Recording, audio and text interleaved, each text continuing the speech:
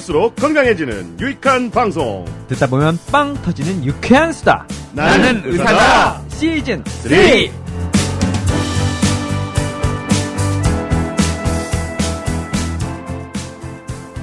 안녕하세요. 명예하수다 김철중입니다. JYP 박재영입니다. 써니 이혜선입니다. 네, 안녕하세요. 어서 오세요. 네. 반갑습니다. 써니의 미모는 변함이 없네. 언제 나아지는 거야? 그러니까요. 준 기자 어디 알바 풀었어요? 댓글 알바? 왜? 왜 우리 팟빵 게시판에 갑자기 이 댓글이 한 여러 개가 달렸어요. 진짜? 맞아요. 들코 부이님. 김철중님 매력 감당 안 될 만큼 터집니다. 멋져요. 패널 의사분과 멘트가 겹칠 일이 많긴 하지만 이것 또한 특유의 매력이라 생각됩니다.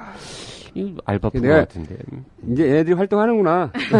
또 있어요. 입금하셨어요? 또 있어요. 아흑아님은 많은 의료서적 방송 매체를 접했지만 전문의 모셔놓고 전문의가 수준 높은 질문을 던지는 김철중 기자 코너가 가장 도움이 됩니다. 김철중 기자 방송 분량을 편집하여 가족들, 지인들에게 추천해줄 정도예요. 이야. 심한데? 그리고 드디어 활동을 시작하고 있어. 네. 그리고 하나만 더 읽어드릴게요. 네. 이건 이제 하하하 우짜님. JYP님 저한테 하신 말씀이에요. 김철중 기자님 갈구지 마세요. 김철중 기자님의 의사와 일반인 수준을 넘나드는 명쾌한 질문에 많은 도움을 받고 있습니다. 명수다 코너는 가장 재미있고 유익하게 듣는 코너입니다. 많이 나와주세요. 네. 이게 가끔 나오면 의심을 안 할 텐데 한꺼번에 이렇게 3개 올라온 거 보면 알바를 푼 것 같아요. 드디어 활동 시작했어. 자, 오늘의 주제는 부끄럽다고 숨기면 삶의 질이 뚝. 배뇨장애. 네. 배뇨장애. 말이 좀 어렵죠? 그러니까 소변을 보는데 문제가 생기는 거죠. 오줌 그렇죠. 오줌 쓰는데. 네. 자, 우리의 또 한 명의 게스트가 있어, 오늘. 일단. 아니, 저희 메인 게스트도 메인 게스트를 소개는 맨 마지막에 소개하고, 그 전에 또 한 명의 젊은, 영 게스트 소개해보세요. 네, 안녕하세요. 저는 지금 청년의사에서 인턴 기자하고 있는 연세대 본과 4학년 이규인이라고 합니다. 성함이? 이규인입니다. 굉장히 잘생겼네요? 아닙니다. 연대는 인물 위주로 뽑나봐. 보면 딱 연대생들이 잘생겼어. 훌륭합니다. 오늘 저희 여기 인턴 기자라서, 방청객으로 왔어요. 그렇죠. 자, 부끄럽다고 숨기면 삶의 질이 뚝 배뇨장애에 대해서 말씀해 주실 오늘의 메인 게스트입니다. 서울 아산병원 비뇨기과 과장 주명수 교수님 모셨습니다. 박수. 네, 안녕하십니까. 네. 서울 아산병원 비뇨기과 주명수입니다. 만나뵈서 반갑습니다. 주 교수님도 젊었을 때 굉장히 잘생겼다는 소리 들었을 것 같은데. 전혀 아닙니다. 감사합니다. 그냥 저 의례적으로 하는 말입니다. 그럴 줄 알았습니다. 자, 우리 주 교수님 잠깐 소개해드릴게요. 현재 대한비뇨기과 학회 회장을 맡고 계시고요. 회장인가요, 이사장인가요? 저희 비뇨기과는 이제 이사장과 회장 이원 체제에서 회장 일원 체제로 바꾼 지 한 4, 5년 됐습니다. 야, 그러면 이제 회장이 모든 걸 다 알아서 하는 거예요? 예, 정권을 쥐고 있습니다. 몇 년 되셨습니까? 저는 이제 1년 했고요. 예. 앞으로 1년이 더 남았습니다. 그러나 아직 네임덕은 아직 안 온 거죠. 왔습니다. 자, 대한비뇨기과 회장이시면서 주로 배뇨장애, 요성 요실금, 전립선 비대증, 즉 이렇게 뭔가 소변을 보는데 문제가 있는 질환들을 주로 전공하셨습니다. 서울대학교 나오시고 서울대에서 전공하시고 지금 이제 아산병원에 계시고요. 미국 스탠포드 의대 비뇨기과 연수를 갔다 오셨나요? 97년도 갔다 오셨나요? 예. 이제 오래됐죠. 저랑 스탠포드 동문이시네요? 그러십니까? 제가 2006년도에 방문 연구원을 갔다 왔어요. 그러시군요. 그러고서 동네방네 스탠포드 뭐 동문이네 뭐 동창회는 언제 하냐 뭐 이런 얘기 하고 돌아다니고 있어요. 저분이 연대 가면은 연대 동문이라고 주장하시고. 내가 연대 무슨 최고의 과장이나 다 했더니 뭐 동문회비 내라고 오더라고. 그래서 나 어디 가서 또 연대 동문이라고 막 얘기하고 있어요. 연구대를 다 섭렵하신 거예요? 하여튼 보험은 여러 개 들어야지 뭐. 그러면 본격적으로 얘기를 해볼까요? 일단 배뇨장애 전반적으로 어떤 질환 카테고리가 있나요? 네, 배뇨장애라고 얘기하면은 배뇨와 관련된 모든 장애를 말하는데요. 네. 방광과 전립선, 요도 이런 데 문제가 생겨서 소변을 배출 잘 하지 못하는 배출장애하고 소변을 저장을 못하는 저장장애 크게 둘로 나눌 수 있습니다. 재밌다 이거. 예. 저장장애는 뭐예요? 소변이 안 나오는 거예요? 저장장애는 소변을 방광에 저장하고 있다가 배뇨를 해야 되는데 네. 저장을 못해서 자꾸 흘리거나 아. 자주 가거나 하는 걸 저희가 저장장애. 그러니까 이게 저수지처럼 좀 쌓아놨다가 어느 정도 되면 그때 배출해야 되는데 그렇습니다. 쌓이기도 전에 그냥 바로 그냥 예. 내보내는구나. 뭐 흔히 이제 요실금이나 이런 걸로 많이 아. 알고 계실 거고요. 아, 요실금도 그냥 그럼 잘 안 나오는 거 하고 새는 거 하고 두 가지군요. 쉽게 말하면. 그렇습니다. 지금 말씀 잘 안 나오는 게 배출 장애고요. 네. 사실은 배뇨 후에 또 조금 다른 증상들이 있긴 하지만 어쨌든 네. 크게 두 가지라고 생각하시면 되겠습니다. 그러면 굉장히 질환의 범위가 높네요. 굉장히 다양하네요. 그렇죠. 배뇨 장애하면 사실 비뇨기과의 가장 중요한 건 배뇨 장애죠. 배뇨를 원활하게 할 수 있다는 게 굉장히 중요한 거니까요. 네. 이 비뇨기과란 말은 일본에서 지어낸 말인가요? 아마도 그럴 것 같습니다. 중국에서는 뭐라고 불러요?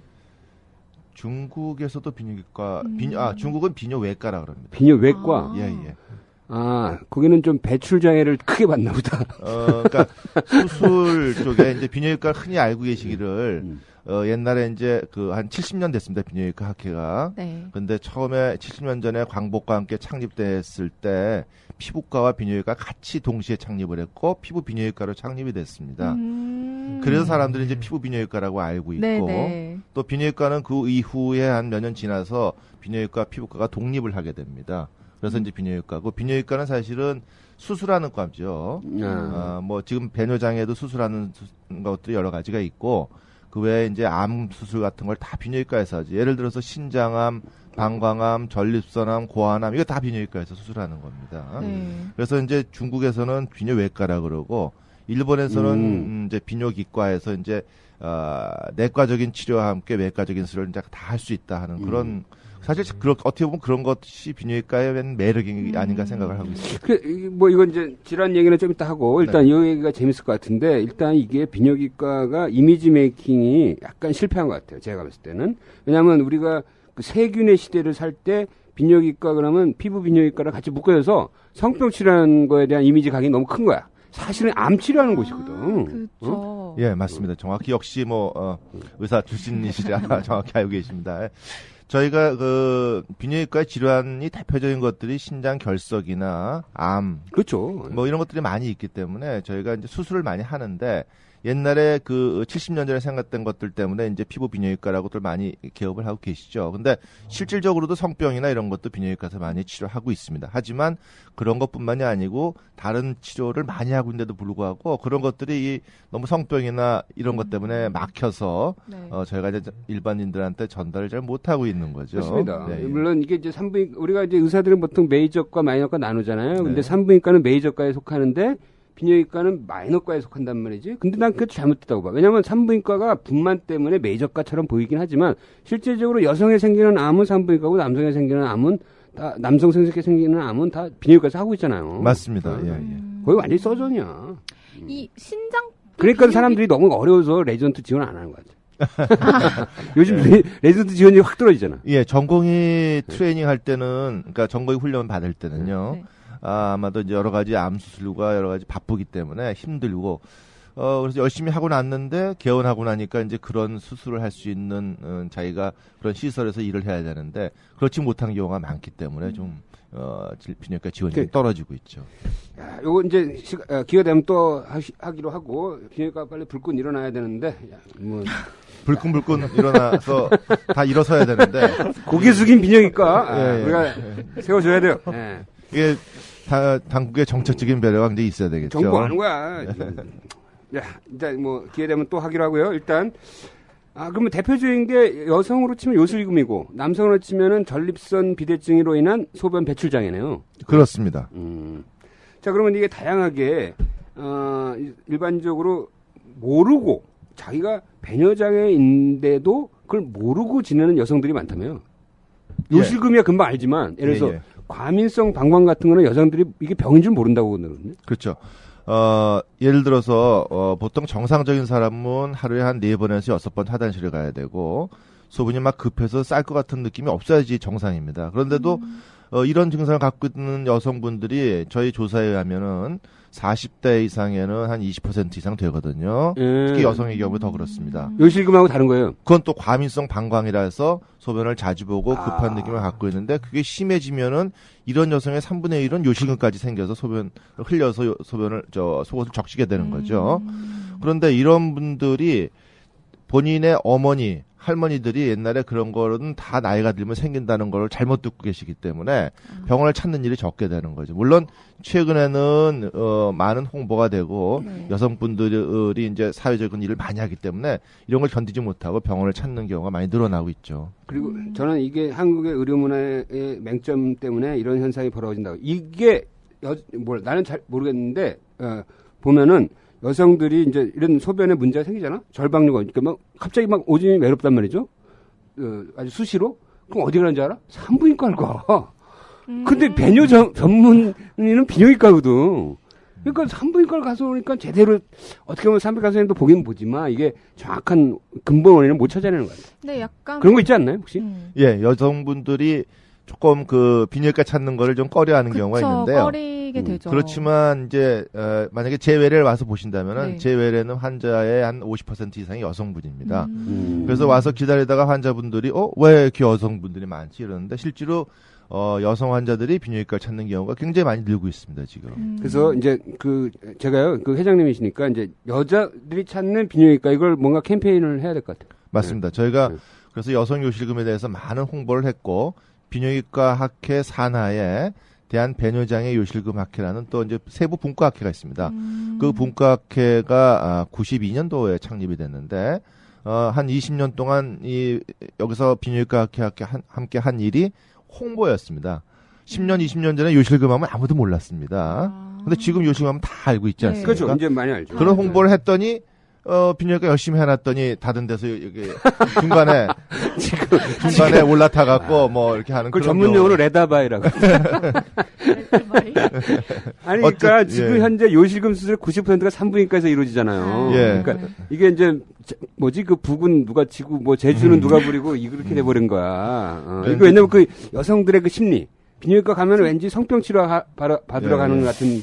약간의 뭐 그런 것도 그리고 있고 남자 의사가 너무 많아요. 네, 맞아요. 그게 더 큰 것 같아요. 그러니까 남자 의사 보는 게. 불임 환자가 이제 비뇨기과도 이제 불임을 봐야 되는데 그 불임이 이미 산부인과에서 이제 비뇨기과를 막 점령을 해갖고 많은 환자들 다 데려가서 보고 있는 거나 마찬가지로 요실금도 그런 상황이 됐죠. 근데 산부인과는 워낙 등치가 큰 데고 비뇨기과는 좀 작은데 우리나라에서는 그렇습니다.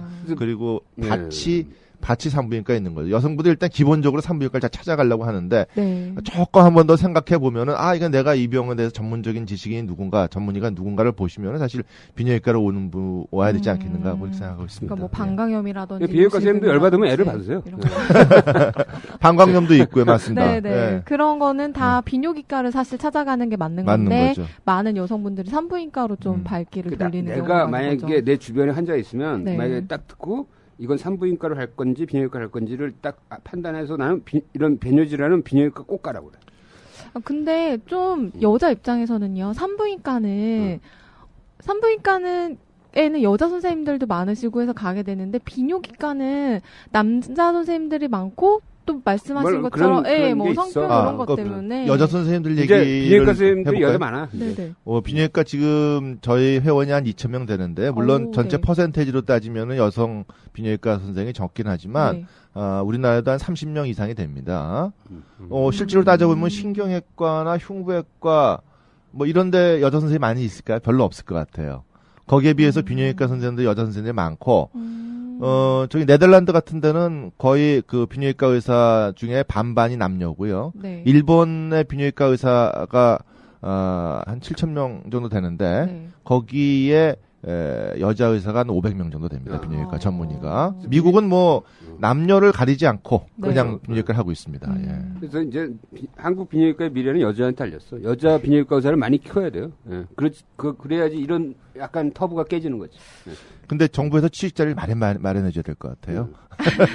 지금같이 네, 선희 씨 같이 이런 분들이 뭐 자꾸 그 산부인과만 가면은 비뇨기과 의사의 설 자리가 없어지는 거니까. 보면 네덜란드는 참 혁신적이야. 보면 항상 모든 분야에서 희한한 혁신적인 게 많아. 네덜란드는 벌써 이 비뇨기과 의사 반반이군요. 남녀 비율이. 예, 지금 전공하는 애들은 거의 반반이랍니다. 독특한 나라야. 하여튼 일단 요실금은 많이 알려졌으니까 먼저 과민성 방광염부터 얘기를 해보는 게 좋을 것 같은데 네. 어느 정도 절박뇨가 있거나 이럴 때 과민성이라고 진단하나요? 물론 검사를 해보겠죠. 그러니까 일단 과민성 방광염이 아니고요. 네. 과민성 방광입니다. 과민성 방광. 그러니까 근데 사실 이게 영어를 제가 참 들어오면서 해석할 때 참 많이 고민을 많이 했습니다. 이게 뭐예요? 영어로 뭐예요? 오버 액티브 블레더인데요. 오버 액티브 블레더. 사실은 지금 과민성 대장이라는 증세가 네. 있지 않습니까? 과활동이네. 예, 과활동성 방광인데 그렇게 하면 일반인들이 아무도 모르지 않습니까? 네. 이제 과활동성 방광이라고 얘기했을 때는 방광이 자기 본인이 원치 않은데도 막 수축을 해갖고 막 소변을 지리거나 급해지는 그런 걸 얘기를 하게 되는데요. 네. 그것만 따지면은 사실은 그렇게 하면 과활동성 방광을 해야 되지만 일반인들을 위해서 제가 과민성 방광이라 해서 감각을 주로 이제 치중해서 네. 이 용어를 줬습니다. 네. 하지만 나중에 알고 보니까 이게 방광이 수축하는 것뿐만 아니라 감각이 이상적으로 발달해서 소변을 지리거나 자주 하거든요. 얘기를 했죠. 그래서 이걸 갖다 과민성 방광이 결국은 맞는 말이 됐습니다. 네. 야, 그러네. 그럼 이제 과민성 방광의 제일 가장 중요한 증상은 요절박 혹은 절박뇨라 그래서 소변이 마려우면 참지 못해서 화장실 가는 거죠. 그 심각한 문제예요. 그렇죠.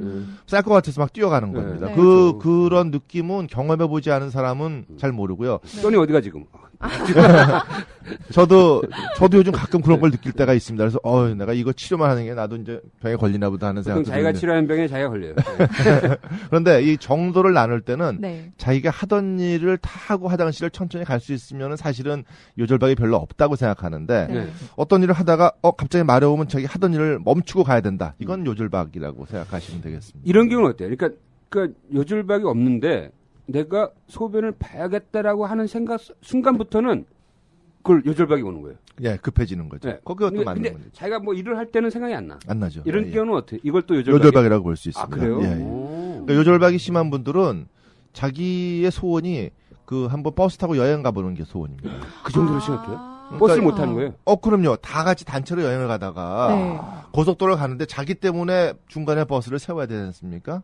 어떤 분은 이제 당신 이제 치료받고 싶을 때 꼭 하고 싶은 게 뭐냐. 요즘은 삶의 질이 굉장히 중요하지 않습니까? 네. 이거 심각하네. 그래서 이제 환자들한테 물어보면 난 영화를 볼 때 한 편을 다 보는데 영화보다 한 편이 보통 2시간 하지 않습니까? 네.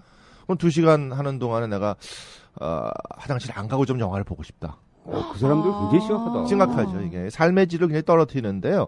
사실 저희가 삶의 질에 대한 리포트를 쫙 보면은 당뇨보다도 오히려 더 심한 경우도 있다고 지금 보고가 되고 있습니다. 그리고 약간 이게 막 지리고 이러면서 약간 이 본인의 냄새나 이런 것도 굉장히 신경 쓸 거 아니에요. 당연하습니다. 그러니까 이게 요실금이 심하지 않습니까? 네. 그래서 제가 아까 이제 과민성 방광 환자의 3분의 1은 요실금이 같이 동반이 돼서 마려운 느낌이 있으면 가는 도중에 지려버리거든요. 그러니까 팬티를 자주 가려 입어야 되고 사실 외출하거나 뭐 친구들하고 만날 때도 소변 냄새가 나지 않습니까? 네. 그러니까 대인 관계에 아주 악영향을 미칠 수가 이게 있습니다. 남녀 비율은 어떻게 돼요? 여성이 훨씬 좀 많다고 보여집니다. 4대 6 정도 되나요? 왜 그런? 이제 저희 조사에 의하면은 여성이 한 7, 8. 그렇게 정도요? 예, 나이 때는요? 나이 때는 이제 그 요실금이 또 종류가 여러 가지가 있습니다. 과민성 그래요? 방광. 과민성 방광에 의한 요실금은 절박성 요실금이라 그러고 네. 보통 나이가 증가할수록 더 많아지는 걸로 되어 있고요. 네. 저희 보통 20대에는 사실 그렇게 많지 않지만 네. 30대, 40대 넘어가면서 많아지고요.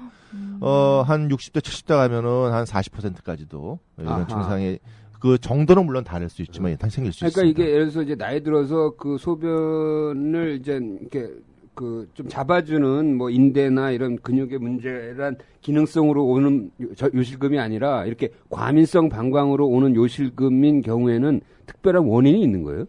그러니까 뇌에서 네. 네. 저희가 뇌 중추에서는 소변을 참으라고 항상 명령을 하고 있습니다. 그렇구나. 그래서 그러네. 그러니까 방광은 내가 할 일이 많네. 내가 여러 가지 할 일 많죠. 그러니까 뇌에서 그렇지. 내가 그걸 안 해주면 큰일 나네. 그렇죠. 막고 있다가 방광이 소변이 찰 때까지 기다리게 하고 있습니다. 그러다가 하루에 4번 내지 6번만 약 한 20초 정도 너는 소변을 봐라 하고 뇌에서 명령을 내려줍니다. 그럴 때 이제 소변을 보는 거죠. 그러면 만약 근데 그런 그 감각을 느끼고 뇌까지 왔다 갔다 하는 중추에 문제가 생기면은 네. 만약 억제가 잘 안 된다고 생각해 보십시오. 그럼 어떻게 됩니까? 계속, 억제가 풀려버리니까 계속 소변을 쏴라. 그렇게 되는 거죠. 그게 이제 하나가고 두 번째는 이제 감각이 이상하게 증가되는 거죠. 어떤 사람은 한 200cc 정도 돼 약간 소변이 마렵고 300, 400이 되면 소변을 보게 되는 게 정상인데. 이거 되게 재밌는데. 근데 한 50cc만 돼도 소변이 마려운 거예요. 이 배뇨의 과학이다 이거. 예. 그래서 그런 느낌을 하니까 그걸 저희가 과민성. 그러니까 영어로는 하이퍼센시티비티라는데 얘는 센서가 잘못된 거네요. 맞습니다. 센서리 그러니까 저 감각에 문제가 생겨서 네네. 자기는 조금만 차도 굉장히 마려운 걸 느끼게 조금만 먹어도 되는 배부른 애들. 그럼 빨리 화장실 가야 되는 거죠.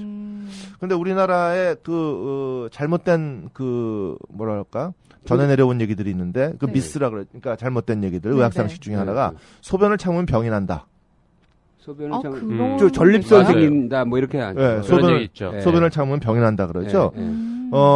정상적인 사람은 소변을 참아야 되는 거죠. 참아서 모아서 가야 됩니다. 예를 들어서 지금 말씀드렸던 것처럼 50cc만 돼도 소변을 자꾸 마려워서 이제 화장실 가게 되면 뇌에서는 어떻게 생각하냐면 내 방광의 용적은 50cc밖에 안 된다. 자꾸 인정을 하는 거죠. 그럼 나는 50cc만 되면 화장실 자주 가야 돼요. 근데 만약에 내가 방광을 좀 참아서 모아서 본다 그러면은 뇌에서는 내 방광의 용적은 300, 400이구나. 이때 가야 된다. 이렇게 되는 건데 조금만 마려우면 그러니까 만약에 소변을 배출을 잘 못하는 사람이라면 조금 다른 문제지만 네. 일반적으로 배출에 장애가 없는 분들은 소변을 모아서 참아서 가야 되는 게 중요한 거고요. 한 가지 더 얘기 되겠습니까? 네네. 물을 많이 먹어야 된다. 네. 그것도 사실은 저는 반대하거든요. 진짜요? 그러니까 물은 적당히 먹는 게 제일 좋죠. 그러니까 물을 많이 먹어야 되는 사람들이 있습니다. 예를 들어서 뭐 변비에도 물이 많이 먹어서 좋은지는 잘 모르지만 변비 환자분들 물을 많이 드시죠. 네. 자, 그런 사람들 자꾸 좀 제가 치료하기가 어렵고 또 한 가지는 물을 먹으면 건강해진다고 또 많이 드시는 분들이 있거든요. 네네. 근데 뭐 얼마나 건강해지는지는 제가 잘 모릅니다. 하지만 물을 많이 먹으면 많이 먹을수록 소변 양은 많아지고 자주 가게 되는 거죠. 네.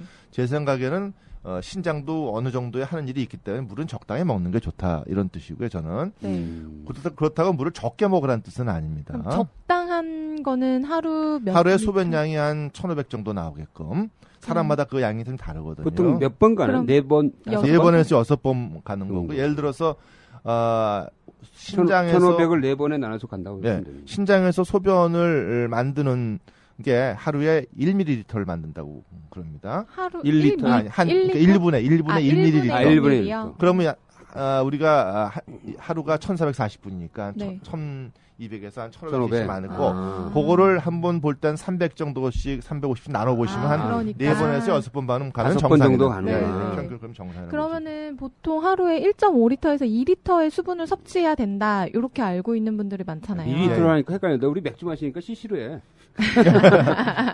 어쨌든 그 정도보다 300cc 배출. 그냥 제 말은 그냥 네. 그 정도 조금 마셔도 되는데요. 네네. 갖다 놓고 페트병을 갖다 놓고 계속 드시는 분들 많습니다. 다이어트 할 때 네, 그러거든요. 뭐 일시적으로 잠시 하는 건 괜찮지만 네. 계속 그렇게 하는 거는 저는 이제 나는 배뇨 쪽에서 그거- 내가 봐도 그건 약간 비련한 짓. 예. 안 그래도 청취자 사람이란 게 질문 항상성이 중에 있는 있는데. 건데 네네. 많이 마시면 많이 빠져나가는 거지. 그게 뭐 쌓이는 것도 아니고. 뭐 피부를 촉촉하게 하기 위해서 많이 드신다고도 네. 그러더라고요. 네, 맞아요. 아니, 그것도 약간 과시냐? 이에 대한 질문이 실제로 들어온 게요. 카카오톡에 익명으로 해주세요 님이 물을 자주 마시면 건강에 좋다고 하는데 물을 많이 마시면 화장실에 자주 가게 됩니다. 이럴 때 건강에 문제는 없는지 궁금합니다. 당연하죠. 자주 먹으면 배가 자주 부른 거랑 똑같은 거야. 그러니까 저는 그런 이제 질문을 적당히 하시더라고요. 드시는 게 좋고요. 만약에 네. 비뇨기과 질환 중에서 신장 결석이 있습니다. 네. 신장 결석인 경우는 하루에 물을 한 2리터 정도 그때는 많이- 이제 그러니까 소변의 농도가 너무 높아지면 물을 적게 먹어서 네. 그러면 요로 결석이 생길 확률은 높아지잖아요. 맞습니다. 그러니까 그러니까 여름철에 탈수가 많을 때는 좀 더 많이 마시고 그렇죠. 겨울철에 예. 탈수가 적을 때는 좀 적게 마시고 예, 예. 적당히 마시는 게 되는 거죠. 근데 제가 대학교 때요, 우리가 보통 맥주 많이 마시기 시합하잖아. 그래서 우리는 특이하게 맥주를 마시고 화장실 안 가기 시합을 했어. 그래서 그 1등한 애가 5,000cc를 먹고 안 갔어. 그래서 진짜 독한 놈이야, 걔. 이럴 때 발생할 수 있는 질병은 뭔가요?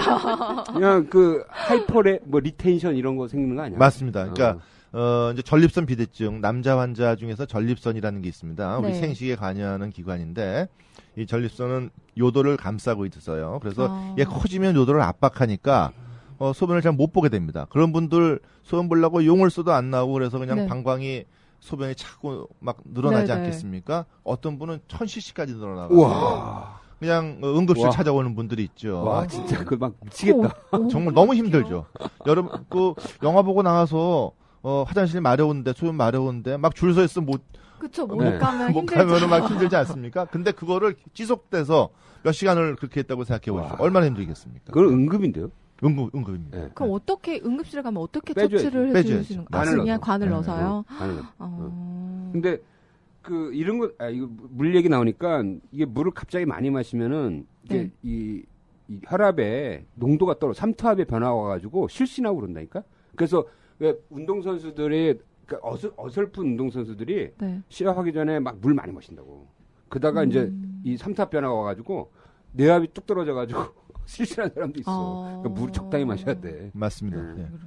아 그러면 그런 특히 한 가지만 더 네. 얘기하면요.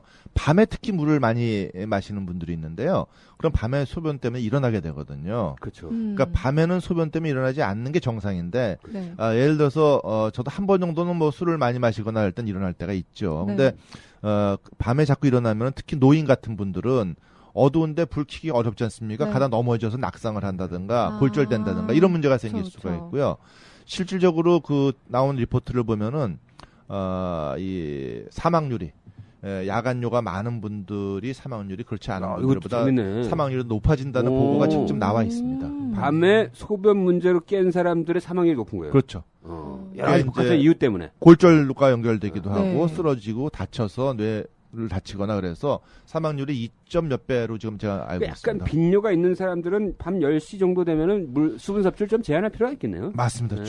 주무시기 전에는 수분 섭취를 좀 제한하는 게 좋습니다.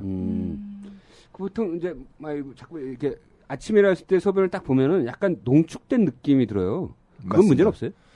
특별한 문제는 문제는 없습니다. 없어요. 예, 예. 밤사이 저희- 쌓인 거예요. 좀 우스운 얘기하면은 제가 옛날에 그 레지던트 전공의 때 저희 비뇨기과에서 가장 큰 수술이 이제 방광을 다 드러내고 장을 갖고선 방광을 다시 새로 만들어준다든가 장을 통해서 이렇게 소변줄을 밖으로 뺀다든가 이런 수술을 하면은 네. 옛날에 하루 종일 했어요. 네.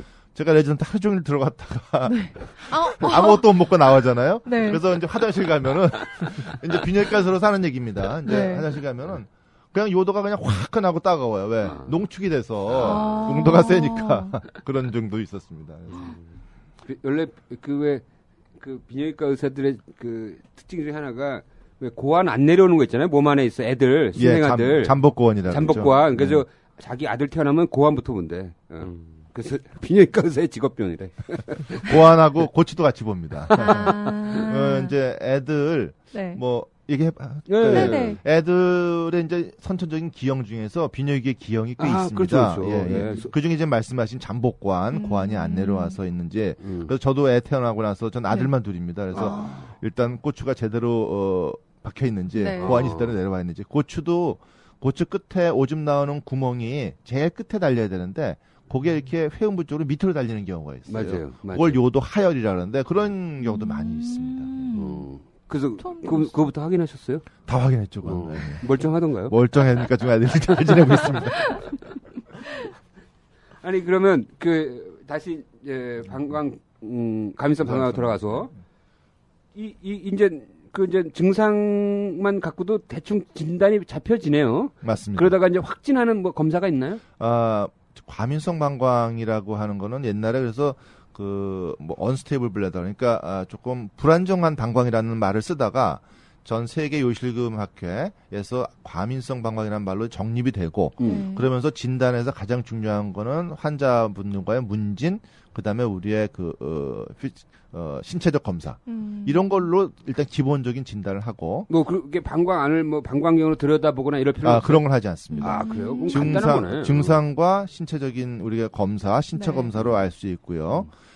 거기에 이제 이 사람의 증상의 정도가 얼마나 되느냐를 알기 위해서 그 다음에 여러 가지 설문지와 무슨 요속 검사라든가 아주 심한 경우에는 특히 이제 신경계통에 문제가 생긴 분들 많지 않습니까? 요즘 파킨슨병, 뭐 네네. 다발성 거기서도 경화증, 뭐 오는구나. 뇌졸중, 뭐 이런 분들 많지 않습니까? 네. 그런 경우에는 방광 기능 검사, 뭐 요리역학 검사라고 얘기도 하고 다니는데 네. 그런 검사를 해서 이제 진단하기도 합니다.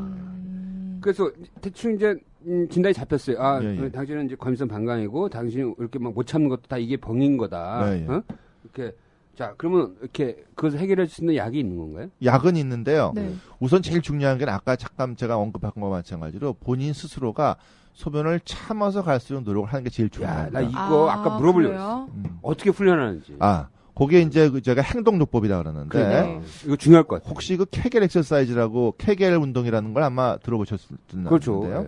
그런 거는 케겔 운동을 하면은 우리 골반 저근을 수축합니다. 골반 그러니까 항문에 힘 주는 거죠. 맞습니다. 예. 항문에 힘 주면은 골반 저근을 수축하게 되고 그 골반 저근이 요도 괄약근 쪽과 연결돼 있어서 소변 나오는 길을 이렇게 닫히도록 합니다. 그게 그러면 여자도 가능하고 남자도 다 가능하고 남자 다 가능합니다. 가능합니다. 그래서 그런 닫히도록 하면은 그 닫히는 시그널이 올라가면 어떻게 우리 뇌는 어떻게 느낍니까? 아까 말씀드린 것처럼 요 배출하는 게 아니고 닫는 듯한 느낌을 하면은 방광을 네네. 풀어주라고 뇌에서는 명령을 하지 않습니까? 그래서 방광을 예민한 걸 다스리도록 하는 게 첫 번째 배출구를 조여주면 방광이 풀려요. 그렇죠. 야 이거 재밌네. 예.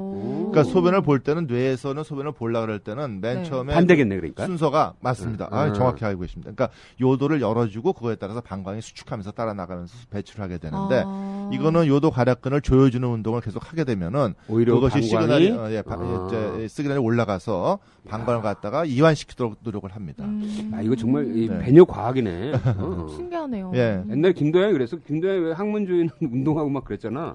놀면 뭐 하냐고. 맞습니다. 항문이라도 조이고. 그 김도영 씨가 아마도 그런 거 협회 회장도 하시고. 그러니까. 예. 아니, 그런 향기롭지 협회가 않은 있어요? 내용이긴 한데 하여튼 굉장히 훌륭하신 운동을 하셨어.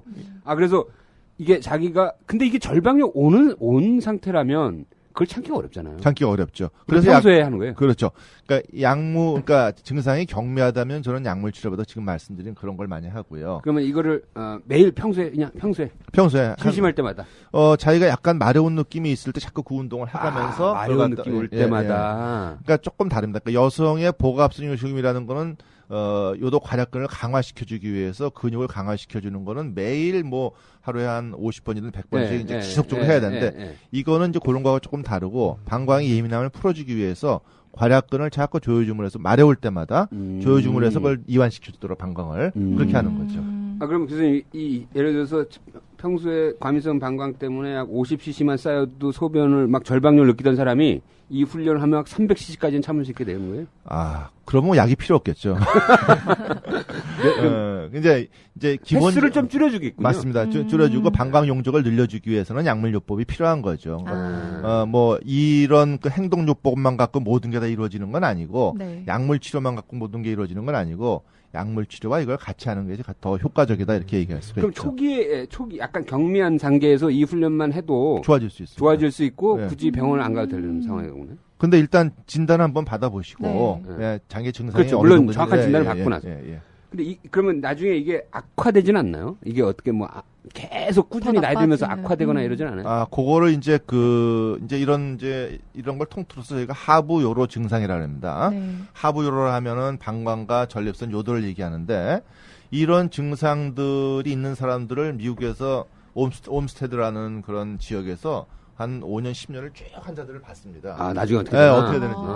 네, 그랬더니 이제 나이가 들면서 대체적으로 좀 이 증상이 좀 악화되는 경향이 있고 네. 일부 환자들은 그대로 유지가 되고 좀 나빠지는 환자도 있고 심해지는 환자도 있는데 전반적으로는 나이가 들면서 약간씩 좀 나빠지는 나빠지는 예. 그래서 이게 술 먹고 절방이 오는 거 어떻게 해요? 그거는 아마도 제 생각에는 많이 많이 마셔서 용량과 그 항문으로 안 되는 거죠?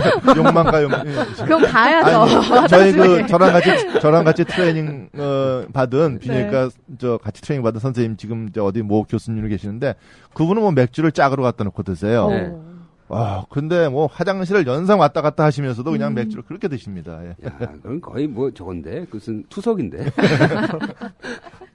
맥주 투석이야. 서울대병원 재활의학과 정선근입니다. 이번에 백년허리라는 책을 출간하였습니다. 허리 보증 기간을 100년으로 늘리는 방법을 소개한 책입니다. 우리 국민의 80%가 요통과 디스크로 고통받고 있습니다. 나쁜 운동, 나쁜 치료법은 통증과 디스크를 악화시킬 뿐입니다. 백년허리 만드는 좋은 운동, 좋은 자세를 배운다면 수술 없이 요통과 디스크를 치료할 수 있습니다. 디스크 치료의 새로운 패러다임을 이 책 한 권에 가득 담아봤습니다. 백년허리, 사이언스북스에서 출간되었습니다. 그래서 만약에 너무 정도가 심해서 그런 훈련 갖고도 안 될 것 같다. 그럴 때는 이제 약을 쓰겠죠? 맞습니다. 어떤 작용의 약을 쓰나요? 그러니까 약은 일반적으로 가장 지금까지 많이 써왔던 약이 방광이 아까 자기 멋대로 수축한다고 했지 않습니까? 네. 그래서 방광의 수축을 억제하는 약을 쓰게 됩니다. 그런 이제 항콜린제라 그러는데. 그러면 걔가 방광만 억제하지는 않을 거 아니에요? 그래서 이제 다른데 부작용도 나타날 수가 있죠. 근데 예를 들어서 변비가 온다든가, 목마름이 생긴다든가, 네. 눈이나 이런데 건조함이 생긴다든가, 뭐 이런 부작용이 올 수가 그런 거에도 있습니다. 불구하고 이게 굉장히 심각한 문제니까 이걸 해결해 주는 데 쓰는 거예요. 그러니까 다른데 오는 것보다는 방광에 작용하는 확률이 훨씬 높기 때문에 방광에 작용을 주로 하고 나머지는 약간의 부작용을 생길 수 있기 네. 때문에 지금까지 써온 거죠. 그래서 그 정도로 영화도 못 봤던 사람이 요 정도 약을 먹으면 이제 영화 한 편은 볼 수 있게 되는 거예요. 당연하습니다. 그러네. 그러니까 최근에 또 새로운 약들이 좀 나왔습니다. 그래서 이제 전에는 이제 방광 수축을 억제하는 약을 썼지 않습니까? 네. 최근에는 또 방광이 소변이 찰 때 이완을 더 잘 시키는 약이 나왔어요. 그래서 이제 그러니까 부작용이 좀 적어진 거죠. 저장 용량을 늘려주는 겁니다. 그래서 그 부작용을 좀 많이 떨어뜨린 약도 나와 있고요. 네. 최근에 여러분들 보톡스 하면 너무나 잘 알고 계시죠. 네. 혹시 보톡스 질문하고 싶지 않았어요? 네네. 지금 언제 질문하나 이러고 있었는데. 비뇨기과 영역에서 이제 보톡스는 여러 군데에 쓰이고 있는데, 네. 지금 처음에 쓰기 시작한 거는 요도 괄약근에 주사를 놔서 요도 괄약근을 좀 열어줘서 소변을 잘 보게 한다든가, 이제 되게 이제 그런 건 신경이성 방광 환자에서 방광이 수축할 때 요도가 열려야 되는데, 그게 안 열리는 사람을 위해서 이제 그런 걸 써왔습니다. 네. 최근에는 전립선에다가도 이런 걸 해서 전립선의 크기를 줄이는 시술을 해왔는데 그거는 별 큰 효과가 없고 네. 제일 많이 하는 건 방광에 이 보톡스를 직접 주사하는 겁니다. 방광 어디다 해요? 직접 방광벽에다가 하는 벽에다가? 거예요. 그러면 이 배를 내시경을 뚫고 들어가는 거예요? 바늘이? 내시경을 보는 겁니다. 내시경으로? 방광 내시경을 보고 방광에다 보톡스를 직접 주사하는데 네. 그렇게 해서 이런 과민성 방광을 해결하는 겁니다. 그럼 막 이 방광 벽 안에다 그냥 막 랜덤으로 막 찔러요? 저희가 주사하는 위치가 주로 있고요. 네. 이제 센서가 모여 있는 곳이 있겠다 그러면. 맞습니다. 정확합니다. 주로 의사 맞아. 의사 맞는 것 같습니다. 주로 이제 그런 감각이 주로 집중돼 있는데, 네. 주로 많이 이제 주사를 하게 되고요. 한 20군데 찔릅니다. 근데 비쌀 것 같아. 보톡스가요. 요즘 많이 쌓였지, 벽소스가. 싸졌고 의료보험이 됩니다. 아하. 예를 들어서 건강보험이 되는구나. 미용에는 이런 면에서 우리나라 많이 좋은. 그거 좀 남으면 얼굴에 또 놓고 이래. 그렇게 방광에 놓고 좀 남으면 얼굴에 놓는 거야. 예를 들어서 그 미용에 놓는 보톡스는 한 바이알 갖고 여러 사람이 맞지만 이거는 저희가 많이 들어가니까. 한 사람당 이제 하나 혹은 2개씩 쓰거든요. 그래서 기존 이런 약물 치료에 잘 안 듣거나 부작용이 생겨서 더 약물을 못 먹거나 그리고 자기는 이런 그 약을 계속 먹어서 일생을 먹어야 되거든요. 이게 그러긴 불편하니까 보톡스 한 방을 딱 맞으면은 한 6개월, 9개월 동안은 약을 안 먹고도. 이것도 어차피 마찬가지로 6개월이면 약효가 이제 다 떨어지니까 한 번 더 맞아야 되고 이런 거. 나 방광에 보톡스 맞으러 가 뭐 이런 거네. 그러니까 보톡스의 최대의 장점이자 단점이 바로 6개월이나 9개월 되면 효과가 없어지는 거니까 사실 부작용이 나타나도 그때 되면 부작용이 다시 사라진다는 거예요. 부작용으로 방광주름이 펴지는 거 아니에요? 방광에도 주름이 있어요? 이뻐죠. 방광을 살짝 마비시키는 거죠, 이 보톡스는. 방광에도 주름이 있지. 이렇게 약간 이렇게 울퉁불퉁하게. 그러니까 그래야지 펴졌다 줄었다 하니까. 그 주름 얘기를 좀 해보겠습니다. 그럼 방광에 주름이 생기는 이유는 특히 여성보다는 남성에 주로 생기는데 왜 생기냐? 아까 남성의 전립선 비대증을 얘기를 했었죠. 전립선 비대증은 나오는 요도를 갖다 둘러싸고 있고 그걸 막아서 압박하니까 소변을 잘 못 보게 돼요. 그러면 사람이 소변을 보려고 용을 쓰게 되죠. 자꾸 힘이 많이 돼요. 그러면 어떻게 돼요? 방광이 쭈글쭈글. 쭈글. 근육도 생기겠네. 근육이 생깁니다. 그러네. 그 그러면- 내시경으로 그 보톡스 시술 한다고 말씀하셨잖아요. 예, 맞습니다. 그 이제 요도로 들어갈 거 아닙니까? 맞습니다. 그럼 이제 굉장히 뭐 아프거나 불편하거나 뭐 그렇지 않습니까? 남자의 경우는 마취를 그러니까 간단히 이제 남자는 수면 마취를 한다거나 뭐 그렇지만 여성의 경우는 부분 마취로 다 가능합니다. 지금 여자는 제가 짧잖아, 요도가. 예. 여성은 제가 다 부분 마취 다 하고 있습니다. 그래서 방광에다가 마취제를 한 20분 동안 넣어놓고 좀 이따 하면은 뭐 여성분들은 다 문제 없이 다 하고 그날 집에 가시죠. 그렇구나. 그게 보통 얼마예요? 건강보험에서 환자가 부담하는 액수가? 보톡스가 한 바연에 지금 한 30만 원 정도 합니다. 근데 환자분들이 하루 입원을 하면은 20%를 내니까 네. 6만 원 내는 거고요. 만약에 입원 안 하고 바로 가면은 보통 한 50% 내니까 그거에 반 정도 내고 물론 거기 플러스 시술비가 이제 포함되는 거죠. 네네. 이게 이제 하다 보면 어떤 사람은 많이 들어가고 어떤 사람은 조금 들어가고 하잖아요. 그래서 네. 조금 들어간 건 남잖아요. 네. 그럴 때 좀 연락 좀 주세요. 저희 안 남습니다. 저희 절대로 안 남습니다. 거기 간호사를 다 만나요? 저희 아닙니다. 아낌없이 모자르면 모자르지 아낌없이 다 드립니다 환자분에게. 너무 또 이렇게 확 퍼지면은 옷이 너무 많이 차니까. 맞습니다. 그러니까 어떤 분은 소변을 잘 못 봐갖고 잔뇨가 좀 남아서 며칠간은 좀 도뇨를 하는 경우도 물론 있을 수 있습니다. 그게 아까 제가 말한 부작용입니다. 그래서 하여튼 과민성 방광 처음에 이제 훈련하고 아까 이제 조였다 하는 풀었다 하는 훈련하고 그다음에 안 되면 약을 쓰고 또 다른 대안이 이제 보톡스잖아요. 예. 크게 이제 세 가지라고 볼 수 있죠. 그렇게 해서 단계적으로 다 했을 때 해결할 수 있는 비율이 한 몇 프로 정도? 한 80% 정도. 그러면 이건 꼭 병원에 가서 전문적인 치료를 받아야겠네. 예, 그렇습니다. 예. 그러니까 이런 거를 산부인과 가면 단계적으로 접근이 안 된다고. 일단 약을 저한테 이제 산부인과에서도 안티 생기는 거 아니야? 아니 산부인과 의사라고 뭐 이 사람은 다 치료가 할 수 있죠. 네. 뭐 1차적으로 치료를 하시고 하다가 이제 비뇨기과 의사를 좀 이렇게 근데 제 얘기는 뭐냐면 이거는 어떤 복압성 요실금이 아니라는 확신 정확한 전제 하에 치료가 이게 가능한 거잖아요. 근데 맞습니다. 복압성 요실금이나 이건 헷갈릴 때가 있을 거 아니에요. 그렇습니다. 그럼 엉뚱하게 복압성 요실금에 계속 이 치료 해놓고 안 된다 하고 있을 가능성도 없단 말이지. 자, 그럼 그 얘기를 좀 제가 해볼까요? 그러니까 일단 정확한 진단으로 맞습니다. 나가야 되는 게 전제다. 이거죠. 좋은 지적을 해주셨습니다. 이제 이 과민성 방광 환자의 3분의 1이 절박성 요실금이 있다고 말씀드렸지 않습니까?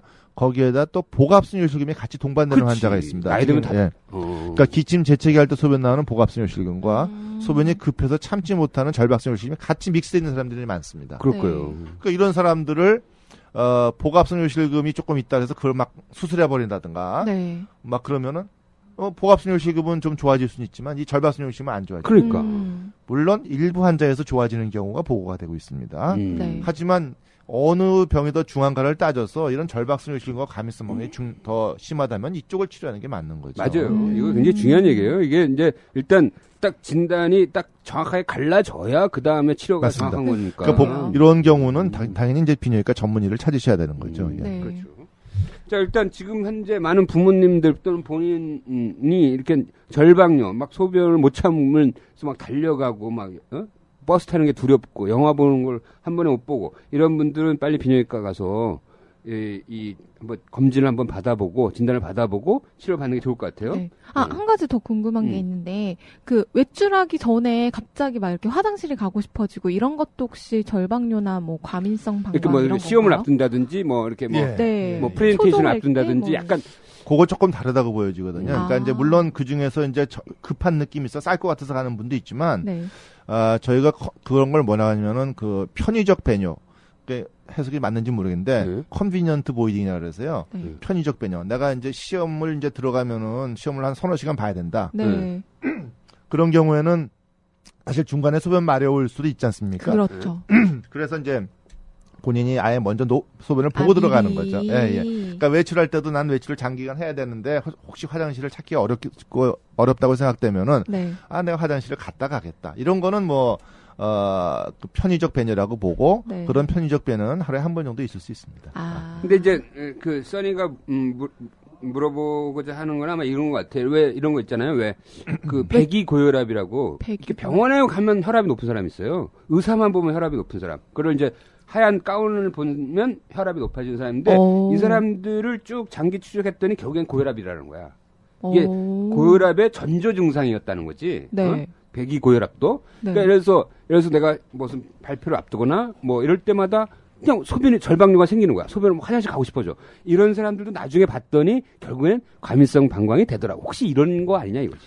조사해봐야겠습니다. 좋은 스터디, 좋은 좋은 연구 주제를. 과제를 주셨습니다. 예. 그 제2저자를 좀 넣어주세요. 예. 그러니까 그 뭐라고 했죠? 편의적 배뇨라고 이제 편의적 쉽게, 배뇨가 결국에는 잦은 사람도 갈 수 있겠죠, 당연히. 과민성 방광인 경우가 많더라. 예, 예. 뭐 이런 게 이제 예. 조사하면 나오지 않을까 그래요. 그거 네. 아주 좋은 주제입니다. 네. 저도 그렇게 생각합니다. 근데 그런 소인이 있기 때문에 맞습니다. 갈 네. 거라는 거 아니야. 왜냐면 꼭 발표한 사람 다 화장실 가는 건 아니잖아. 그렇죠. 그리고 어떤 사람은 가고 어떤 사람은 안 맞습니다. 가잖아. 과민성 방광이 있다 그래서 모든 배뇨가 다 급해서 가는 건 아닙니다. 그렇지. 그러니까 어떤 때는 편하게 갈 수 있는 거고 어떨 때는 막 급해서 가는데 과민성 방광 환자라도 어떨 때는 편하게 가는 사람도 있는 경우도 거죠. 있는 예, 예. 거예요. 그래서 그 정도를 나눌 때 아까 제가 이제 어떤 일을 하다가 급하게 매번, 간다고 말씀드렸잖아요. 네. 그래서 제가 이런 환자분들 진단할 때 배뇨일지라는 걸 쓰거든요. 네네. 배뇨일지를 쓰면 자기가 몇 시에 소변을 얼마를 봤으면서 그때 느낌이 급했다 안 급했다를 적게 돼 있습니다. 야, 그래서 그걸 보면은 재밌네. 하루에 한 최소한 2번 이상은 그런 급한 느낌이 있을 때 이제 저희가 좀 더 이제 네. 치료를 하게 되고요. 어떤 상황에서 소변을 봤는지도 적나요? 예를 들어서 내가 뭐 영화를 보다가 나왔다든지. 근데 뭐. 그것까지 적으라고 하면 환자분들이 화내세요. 너무 복잡하죠. 너무 복잡해서 네. 그러니까 좀 심플하면서 환자분들이 협조를 구해내서 저희가 객관을 시킬 수 있어야 되는데 네. 너무 복잡하면 특히 연로하신 분들은 정말 힘들거든요. 네. 사실 젊은 사람도 그걸 적어오라면 힘들기 때문에 가장 심플하게 하는 게 좋은 거죠. 예. 그러면 본인이 과민성 방광이지 않을까 좀 의심되시는 분은 배뇨일지를 스스로 한번 써보면 써보시는 됩니다. 것도 예. 괜찮겠네요. 그거 좋은 말씀하셨는데요. 네네. 그거 적는 것만 갖고도 치료가 될 수도 있습니다. 어떤 분들은 네. 자기가 하루에 막 15번씩 가는 분이 배뇨일지 적다 보니까 내가 왜 이렇게 자주 가지 하고선 참아서 가는 걸 스스로 하게 됐어요. 행동요법이네요. 그건 맞습니다. 그겁니다, 바로. 그래서 이런 배뇨일지는 환자 적어와야 되니까 우리 병원에서 배뇨일지 종이도 만들어야죠. 컵도 네. 드려야죠. 네. 설명도 한 10분, 20분 하죠. 그럼 갔다 오시면 그걸 또 우리가 판독을 해서 당신은 요게 맞고 다 설명을 해야 되는데 네. 수가가 하나도 없어요.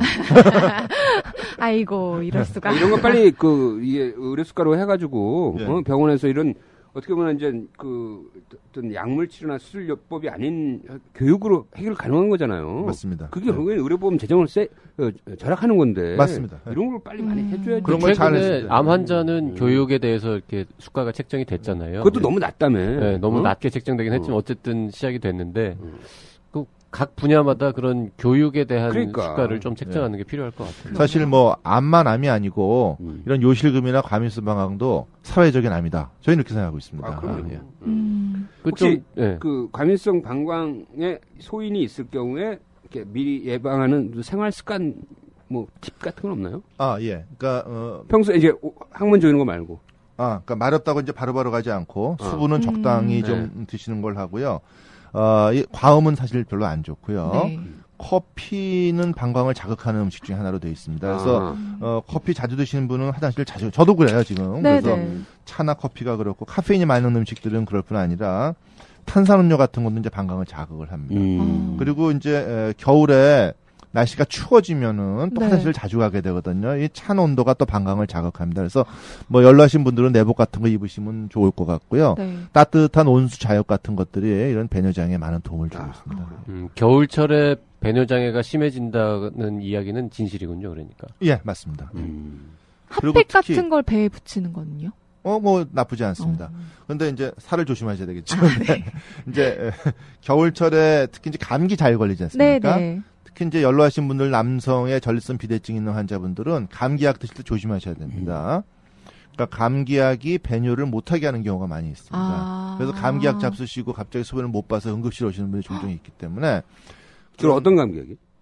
그러니까 주로 이제 에페드린 같은 경우는 그 이제 코 이렇게 코 콧물 콧물 나오는 나오는 거 거. 그런 것들은 주로 이제 요도 괄약근을 다쳐주기 때문에 네. 소변을 못 보게 만들 수 있고요. 항히스타민제 같은 경우는 네. 방광의 수축력을 좀 떨어뜨리게 할 수가 있습니다. 그래서 어. 전립선 항히스타민은 방광 수축력을 떨어뜨려요? 네. 그러면 어떻게 항콜린제하고 좀 비슷한 역할을 조금 할 수 있기 때문에 그럼 어떤 결과가 오는 거죠? 수축력이 소변을 잘 떨어지면 못 보게 되는 거예요. 못 보게 되는 예, 거예요. 예. 아, 그러면 그 배뇨장애가 있으신 분들이 동네 의원에 가서 감기약 처방을 받을 때 의사한테 그 얘기를 꼭 해야겠네요. 하시는 게 좋습니다. 그래서 그런 거 세지 않게 네. 약하게 한다든가 혹은 배뇨장이 평소에 있는데 약을 안 드신 분들은 그런 거 일시적이라도 좀 소변을 잘 보게 하는 약을 드셔두는 것도 음. 그 내과 선생님들이나 뭐 가정의학과 선생님들이 다 아시겠지. 그 감기약들이 배뇨장애에 영향을 준다는 걸 다 아시나요? 전부 다? 제 생각엔 많이 안 알고 거의 다 계시다고 안다고? 생각합니다. 거의 다? 예, 예. 다행입니다. 저 네. 전문의를 따신 분들인데 다 알고 계시는데. 아니 뭐 내가 아는 정도면 뭐. 몰랐던 것 같은데. 근데 그런 거는 약국에서도 보약 지도를 해줘야 될 것 같아. 혹시 이 약이 어떤 그 배뇨 장애를 일으킬 수 있으니까 소변을 못 보게 되면 빨리 응급실로 가보세요. 뭐라 이렇게. 근데 이제 일반적인 사람한테는 별 큰 이상이 그러니까 나이 없기 드신 때문에 분들, 나이 드신 분들 전립선 비대증이 있을 거라고 예상되는 맞습니다. 예, 그런 분들한테 그런 분들한테. 그 좀 엉뚱한 질문일 수 있는데요. 애들 오줌 싸는 거는 배뇨장애 범위에 안 들어갑니까? 들어갑니까? 아, 그것도 들어갑니까? 예, 예. 아. 오줌 싸기 얘기 잠깐 할까요? 네네. 그러면? 이제 알고 얘기 깊어지는데. 재밌어. 이거 한 번 더 모셔야 돼. 아니, 요 애들 야뇨증 뭐 네. 소변장애로 가면 한 편이야 또 이게. 그렇죠. 그러게요. 그 짧게라도. 오늘은 좀, 네. 맛배기만. 예, 예. 예. 그러니까 애들이 처음 태어나서 이제 1개월, 한 달, 1년까지는 소변을 보는 게 아니죠. 그냥 싸버리는 네. 거죠. 그러니까 하루에 20번 이상 배뇨라기보다는 이제 소변을 지리는 네. 거죠. 그 이유는 뇌가 아직 성숙이 안 되는 거죠. 아까 제가 뇌의 역할은 소변을 억제하는 네. 역할을 한다는데 이게 뇌가 어느 정도 성숙이 돼야 억제할 수 있는데 성숙을 못 하고 있는 거죠. 그래서 그 성숙할 때까지가 한 3살까지야 이제 뇌가 성숙을 하는 네. 거죠. 그동안은 소변을 지리니까 애들 기저귀를 찾고 있는 거예요. 네네, 맞아요. 그 다음에 뇌가 성숙이 되면은 그때부터는 기저귀를 벗는 거죠. 그런데 이 성숙이 늦게 되는 애들이 있습니다. 그런 애들은 어떻게 될까요? 오줌 싸개가 되는 거죠. 네. 그렇겠네요. 그리고 이런 애들이 밤에 오줌 싸개가 굉장히 오래되는 애들은 나중에 성인이 돼서 배뇨장애 일으킬 가능성이 많고 그리고 또 야간뇨라 그래갖고 밤에 자꾸 소변 일어나게 네. 하는 소변을 보는 거 이것 가능성이 많습니다. 그럼 그러니까 어렸을 때 그런 소인이 있던 사람이 나중에 배뇨장애 올 가능성이 높은 거라고요? 그렇죠. 근데 대부분의 경우는 정상적인 애들은 이 뇌가 성숙하면서 이런 오줌 싸기가 다 좋아지게 마련인데 네. 3살, 5살, 7살까지 되면서 이제 남는 애들은 오케이. 한 1%밖에 안 되는 거예요. 그러면 예를 들어서 야, 아빠가 아범이 저러더니 손자가 그러네. 이거 약간 가족력 있을 것 같은데? 아니 가족력 있을 것 같아. 예, 찾아보면 있을 수도 있겠습니다. 아니, 약간 유전적 소인이 있지 않을까? 예, 예. 어차피 뇌회로의 문제잖아. 예, 예. 그러니까 이거는 충분히 유전된다고. 갈 가능성이 높아. 그러면 자 과밀성 방광 이거 굉장히 이제 어떻게 행동해야 될지 이제 알았고 그다음에 최근에 제가 비뇨기과 선생님들이랑 이제 술을 먹었는데 아직도 약 60대 70대 여성분들은 복압성 요실금을 네네. 아직도 치료 못 받는다고 생각하는 할머니들이 아직도 많대. 예, 맞습니다. 나는 그렇게 홍보가 됐는데도 어떻게 그걸 모르지? 그러니까 자식들은 뭐 하는 거야 도대체? 그러니까 그러니까 자식들한테 이 부모님들이 말하기 좀 껄끄러우실 것 같아요. 아니 그런 것도 있고요. 그거 네. 첫 번째 원인이 될 수 있고 두 번째는 자식들한테 경제적으로 폐를 끼치고 싶지 않은 것도 있습니다. 다 보험되잖아요. 보험이 되지 물론 되던데도 불구하고 이거는 죽는 병이 아니기 때문에 그러니까 본인은 참고 지낸다는 생각을 하고 계시는 거죠. 그러니까 경제적으로 능력이 있는 분들은 와서 수술하십니다. 근데 이제 경제적으로 능력이 없는 분들은 이제 그런 게 있어요. 그래서 지원해주지 않나? 그러니까 자녀분들이 지원하긴 하지만 자녀분들이 와서 아까 선생님 말씀하신 것처럼 그런 소변 문제까지 잘 물어보질 않거든요. 그러니까 부모님들이 자녀분들한테 그런 걸 얘기하시면 꺼려하거든요. 교수님들 외래에서 그런 환자 보여요? 보면 되게 연로하신 분들이 말끔하게 차려입고 오신 분들은 혼자 오세요. 근데 이제 할머님들 또 지방에 계신 네. 할머님들은 사실은 서울에 계시거나 경기에 계신 보호자가 모시고 온단 말이죠. 네. 그럼 결국은 그 치료비는 어디서 나오겠습니까? 다 자식들 손에서 네. 나오는 거니까. 그러니까 제 얘기는 이제 아직도 그런 걸 느끼나요? 아직도 홍보가 덜 됐구나. 그러니까 이걸 모르고 있는 60대 70대 분들이 아직도 있구나. 모르는 분도 있지만 알면서도 이 병원까지 못 안 나오는 하는. 거. 병원까지 안 오시는 이렇게 되는 거죠. 자, 그럼 이제 이 복합성 요실금 간단하게 정의하면 이렇게 웃을 때 오줌이 질질 샌다든지 뭐 이런 거죠. 그러니까 복압이 올라갈 때 소변이 샌다는 겁니다. 그러니까요. 배에 그럼- 힘 주면? 예, 배에 배에 힘 힘 주면. 자, 다시 네. 한번 보통 이제 웃을 때 배에 힘이 들어가니까. 아까 제가 다시 한번 네.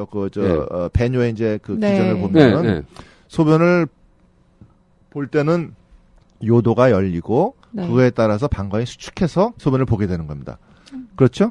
네. 근데 요도가 열리는 거는 우리가 막 그냥 기침하고 재채기 한다 복압이 올라가서 열리는 게 아니고 신경계에 전달이 돼서 신경 전달 물질에 의해서 요도를 열리게 해야지만 요도가 열리는 거예요. 네. 그게 정상적인 네. 거죠.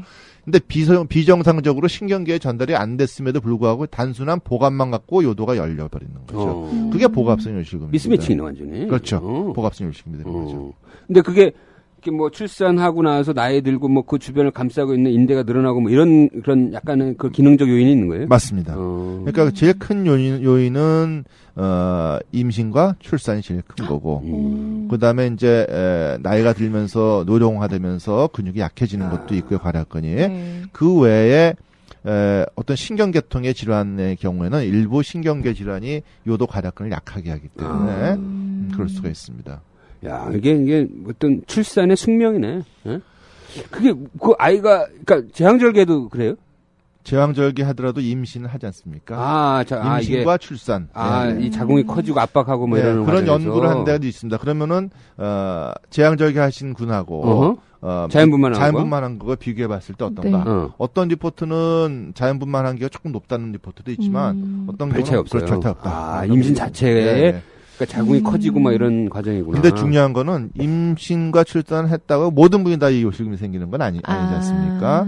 그러니까 외국 같은 경우는 출산 전부터 이런 그 피지컬 세라피스트 그러니까 운동요법 네. 가르치는 분들이 산전부터 그런 골반적인 운동 같은 거를 시키고 아하. 그거에 시켜서 그런 걸 좀 줄이기도 합니다. 그러네요. 그러면 임신을 했을 때 그런 케겔 운동 같은 거를 하면 요실금이 네, 올 거를 좀 줄일 줄일 수 있습니다. 있는 거예요. 그러면 이게 임신과 출산으로 생긴 요실금은 영구적인 건가요? 아니면 일시적인 건가요? 대개의 경우는 일시적으로 생기지만 그 이제 증상이 남아서 지속되는 사람들은 거기에 꿀이 출산이 이렇게 많은데 그분이 다 환자가 아니지 않습니까? 그렇죠. 네. 그리고 약간의 증상은 남지만 네. 그런 증상에 따라서 그 심한 경우에 수술하는 거지 모든 사람을 다 수술하는 건 아니지 않습니까? 네. 예.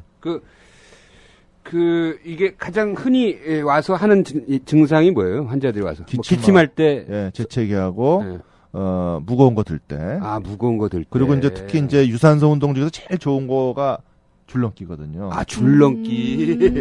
그러네. 다 복압 올라가는 거네. 네, 다 올라가는 거죠. 그런 것도 있을 때도 소변이 새는 거죠. 기침할 때, 무거운 거 들 때, 줄넘기 할 때, 재채기 할 때, 그러니까 가득 담긴 커피잔을 들고 있다가 커피를 흘리는 순간이랑 비슷한 거네요. 이게 뭘 흔들려? 기침하다고 커피잔 들고 네. 재채기하면 커피 흘릴 수 있잖아요. 그러면 이제 이거는 워낙 자각 증상이 뚜렷하니까. 예, 알 수 있는 거죠. 그걸로 진단이 되는 거죠. 근데 이제 중요한 거는 아까 말씀드린 과민성 방광 혹은 절박성 요실금과 동반될 수도 있고 병합돼 있느냐 안 돼 있느냐를 먼저 이제 거기에다 더하기 이게 또 소변 배뇨에 장애가 있는지 없는지도 같이 확인을 해야 됩니다. 이런 분들 그냥 배뇨 장애가 있는데 괜히 막 수술했다가는 오히려 더 악화를. 그게 무슨 말이에요? 그러니까 예를 들어서 소변을 절박성 요실금인 환자를 이 수술을 막 해놨다가 절박성 요실금이 더 심해질 수도 있고요. 거꾸로? 예. 그리고 배뇨 장애가 있는 사람들, 소변을 잘 못 보는 사람들한테 요실금 수술해서 요도를 막아버리면은 더 소변을 못 보기 때문에 잔뇨는 많이 남고 증상은 더 심해질 수가 있습니다. 이제 그런 거를 저희가 잘 체크해야 된다 그런 뜻입니다. 야, 이것도 간단한 게 아니네. 비뇨기과를 꼭 가야 되는 이유기도 하네요. 근데 하여튼 그런 복합성 요실금, 그러니까 단순 복합성 요실금인 경우에는 간단하게 테이핀 요법 수술을 하는 거죠. 그 맞습니다. 안을 살짝 걸어주는 수술을 하는 거죠. 그렇습니다. 예. 그거는 약 30분이면 끝나는 거죠. 예. 그리고 이것도 건강보험 되는 거죠. 보험 됩니다. 그래서 환자 내는 비용이 거의 뭐 10만 원? 아닙니다. 그거보단 더. 예. 30만 원 이내요. 그게 이제 1, 2차 의료기관하고 3차 의료기관하고 차이가 있고요. 근데 입원은 안 하죠. 내래에서 다 끝나지 않나요? 뭐 저 같은 경우는 이제 그날 수술하고 가는 경우도 있고 네. 젊은 분들은 네. 좀 연로하시거나 당뇨, 혈압 무슨 이런 여러 아. 가지 있는 분들은 하루 그날 와서 수술하고 하루 입원했다 가시도록 합니다. 네. 근데 물론 마취를 하게 되는데 전신 마취할 수도 있고 뭐 척추 마취할 수도 있는데 저 같은 경우는 이제 수면 마취라면은 이제 수면 마취에 들어가는 그 약이 아하. 그건 건강보험이 안 되니까. 근데 약이 있는데 그런 약이 나중에 그냥 바로 그냥 집에 보내니까 환자분들이 조금 어지러지하죠. 어지러지라고 아. 그런 경우가 있어서 그런 경우는 이제 하루 정도 입원했다 아. 하시더라고요. 하여튼 다시 한번 얘기하지만 그런 단순 복압성 기치 말고 재채기하고 줄넘기하고 이럴 때 나오는 오줌 새는 단순 복압성 요실금은 30분 정도의 간단한 수술 해결할 수 있다. 고생하지 마라. 예, 아. 맞습니다. 그것도 건강보험이 다 적용된다. 됩니다. 예. 길게 입원해봤자 하루다. 예, 그러니까 그런 부모님 때 꼭 물어봐라. 맞습니다. 명절 때 잘 물어보셨어야 되는데. 그러니까 아니 그리고 다음 그러니까요. 명절 때 아니 그리고 일단 이렇게 부모님 집에 갔을 때 뭔가 냄새가 약간 쾌쾌하게 할 수도 있다고. 맞습니다. 그거를 잘 감지해야 돼. 네. 예. 그리고 그런 거 엄마들이 얘기 안 하거든. 옛날에 저희 그 이제 할머니 할아버지들 이렇게 계신데 가면은 뭔가 냄새가 키캔 냄새 나셨어요. 그게 다 소변 냄새가. 그렇죠. 다 아. 요실금 환자였던 거야. 그러니까 예를 들어서 요즘 그 요양 병원. 그러니까 요양병원이나 네네. 요양원 네. 이런 데 가면 이제 연로하신 분들이 많이 계시지 않습니까? 그런 분들의 한 반수 이상이 되게 요실금을 갖고 있다고 보면 됩니다. 그러니까 요강이 왜 있겠어? 자꾸 이렇게 오줌 막 절방뇨 있고 오줌 새고 그러니까 방에다 요강 갖다 놓고 막 이런 거야. 그 요실금이 성생활에도 영향을 준다고들 많이 얘기하는데 불안하지 여자들은. 그건 어떻습니까? 네, 당연하죠. 불안하지. 그 예를 들어서 뭐 성생활 할 때 소변 셀 수도 있지 않습니까? 그러니까 성생활 때 기침할 수 있잖아. 네. 그렇지. 뭔가 이렇게 성생활이란 게 좀 쾌적하고 그래야 되는데. 그래서 그런 그렇죠. 연구가 있습니다. 특히 여성의 경우에 이 요실금 수술을 하고 나서 전후에 그 성기능이나 아하. 그런 네. 것들을 비교해 본 결과들이 있습니다. 근데 이제 좋아졌겠네요. 예, 예. 좋아진 사람 물론 그 상태로 그냥 유지하는 사람도 있고 네. 약간 좀 별로 안 좋아진 분이 몇 명 있긴 하지만 또 많은 분들이 다 좋아졌습니다. 성기능도. 자, 이게 이제 점점 인구는 고령화되기 때문에 이런 배뇨질환 환자들은 계속 늘어날 거 아니에요? 예, 맞습니다. 예. 근데 이거 비뇨기과 의사들이 이렇게 적어가지고 어떡하려고. 어떻게 하죠, 그럼? 지금 올해 몇 명 지원했어요? 올해 30명 정도 지원했습니다. 예전 예. 한참 할 때 몇 몇 명이 명이 지원했어요? 정원인데요? 저희가 올해 82명 정원입니다. 그 82명이 정원이라는 게 우리 사회에서 한 82명 정도는 필요하기 때문에 책정된 숫자일 거 아닙니까? 조금 과잉일 수도 있어. 예, 과잉일 수도 있습니다. 뭐 어쨌든 30명이면 너무 너무 적다. 적다. 너무 적어. 그러면 30명이면 도에 2명이야. 거의. 그렇네요. 시도에 2명이라니까. 그러니까 이제 문제가 아까 제가 비뇨기과 의사가 이제 암 수술을 이제 주로 많이 한다고 이제 종합병원에서 말씀드렸죠. 전공이 없는 병원에서 이런 걸 큰 암 수술을 할 수가 없습니다. 그럼 그렇죠. 어떤 현상이 일어나냐면은 다 그냥 그 큰 병원으로 보내는 경우가 많거든요. 그렇게 되면 혼자서 뭐 전공의도 없이 네. 어떻게 합니까? 그럼 보면 거기 큰 병원에서는 이런 환자들이 넘치고 큰 병원에서도 요즘 또 이런 전공의들이 모자라니까 네. 이 환자들을 어떻게 다 처리할 수가 있겠습니까? 그러니까 비뇨기과 의사가 많은 건 필요가 없지만 적당한 수는 뽑을 수 있도록 참 정책적인 배려가 있어야 되지 않을까 이렇게 생각합니다. 당연하죠. 그건 이제 지금 이게 의료의 왜곡이에요. 의료 인력 배출의 수급의 왜곡 현상이 벌어지는 거죠. 비뇨기과 의사를 많이 뽑았던 것도 저희 비뇨기과 지금 기존 선생님들의 어떤 잘못 중에 하나일 수도 있는데 네. 그래서 이제 지금 내년부터는 저희 비뇨기과 의사의 전체 정원을 한국에서는 50명으로 줄여버렸습니다. 비뇨기과 의사 그 정도면 비뇨기과 의사가 적당할 거다. 자, 이런 뭐 하여튼 예, 이런 예. 그 의료 정책과 관련된 거는 이제 언론에서 좀 사회적으로 환기시키고 예. 좀 그것을 바뀌어 나와야 될 것 같고요. 네. 자, 일단 그 이렇게 어떤 모임 같으면 인기 좋으실 것 같아요. 다들 그 이제 나이 드신 분들이 와서 야, 나 소변 이런데 괜찮니? 뭐 하면서 나 병원 가야 되는 거니? 막. 이게 슬쩍슬쩍 자기 문제를 많이 물어볼 것 같아. 친구들 중에서 벌써 얘기하는 친구들이 좀 많이 있습니다. 그러니까요. 인기 좋으실 것 같아요. 뭐 인기는 별로 없습니다. 자, 이게 대장학문학과에서는요, 무슨 캠페인하면은 자기가 대변을 보고 2초 동안 자기 대변을 보자. 그래서 이제 피가 묻어 있는지, 뭐, 굵기라든지. 근데 2초 보는 것도 진짜 약간 힘들더라고요. 예, 그 얘기 듣고 한번. 근데 2초도 약간 보기 싫은 게 있어요. 준이, 의사가 환자에게 자세히 설명하는 게 가장 중요한 질병은 뭐라고 생각해? 당뇨병 되겠습니다. 에이, 누가 내분비내과 의사 아니랄까봐. 당뇨병도 물론 중요하지만 더 중요한 병은 고혈압 아닐까? 듣고 보니 그렇습니다. 환자들이 잘못 알고 있는 내용이 많아서 고혈압이 더 중요하겠습니다. 모든 고혈압 환자에게 한 30분씩 설명해줄 수만 있다면 정말 좋을 텐데, 안 그래? 워낙 시간이 없어서 불가능합니다.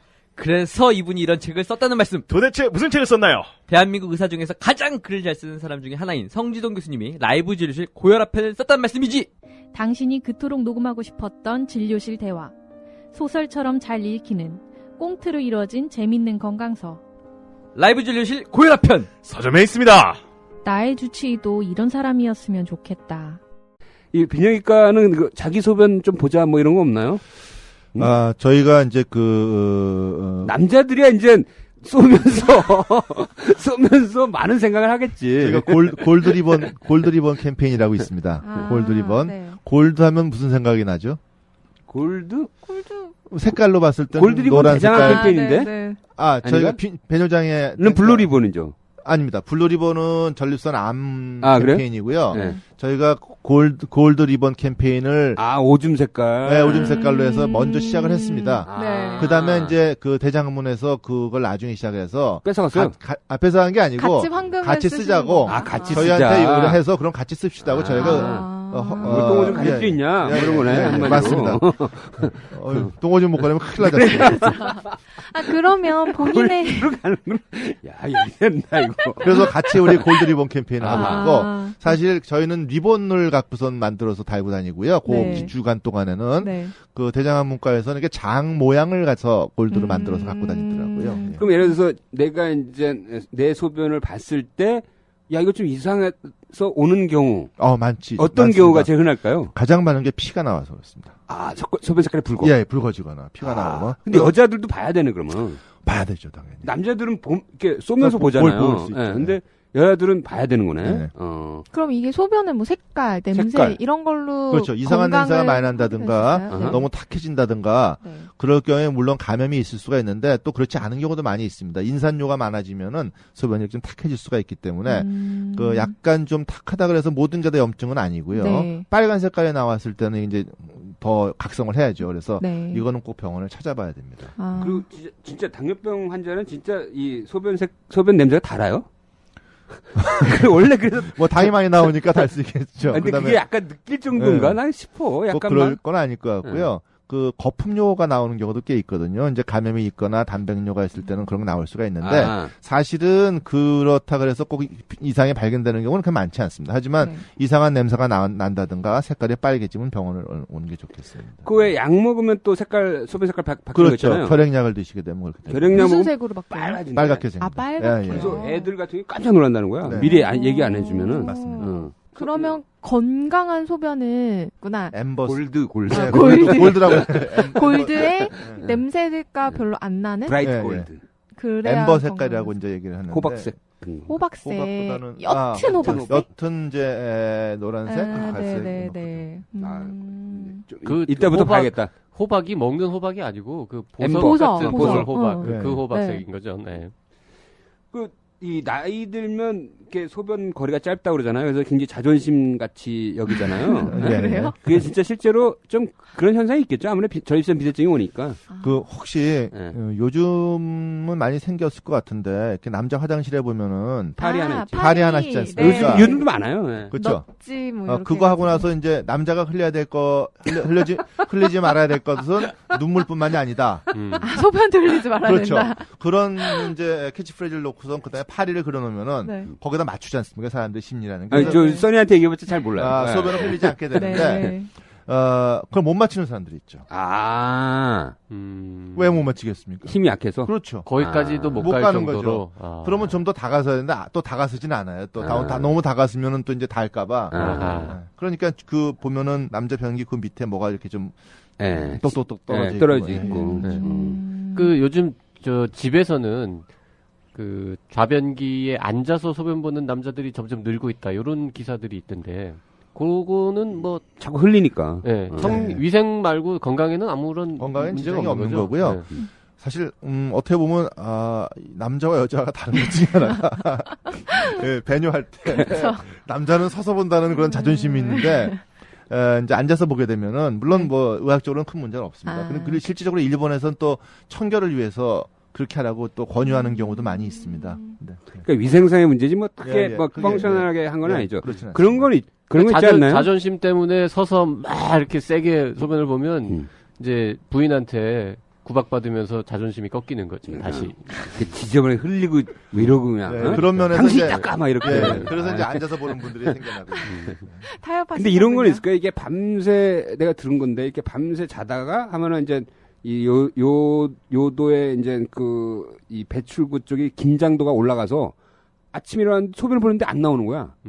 안 나오니까 그런 경우 무슨 배뇨장애로 알고 있는 경우가 많은데 그런 경우 앉아서 보면 나온다는 거야. 그러니까 청소년기나 뭐 이럴 때. 예. 그러니까 아침에 일어나서 소변 보기 힘들어하는 사람들 꽤 있습니다. 예. 그 긴장도가 높아지죠. 예, 맞습니다. 그런데 그런 경우는 앉으면은 또 나온다고 그러더라고.